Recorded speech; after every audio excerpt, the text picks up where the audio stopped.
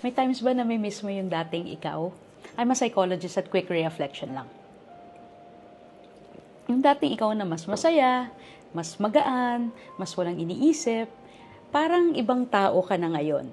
At ang tawag dito identity transition, no? At isa tong natural part ng ating growth. As life changes, nag-adulting ka, dumami responsibilities mo, lahat nag-iiba. Yung perception mo sa mundo, yung values mo nag-shift, no? Yung priorities mo nag-evolve. At akala mo lang naliligaw ka, pero it's not actually being lost. You're actually transforming. At normal to grieve na bakit sayang namimiss ko yung dating ako.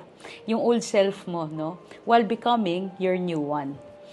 You can honor who you were without going back. So, minsan namnamin mo lang yung, alam ko minsan dumadami yung problems, no? Pero meron pa ring snippets of the past na mga traits mo. At minsan nakakalimutan mo sa dami ngayon ng iniintindi.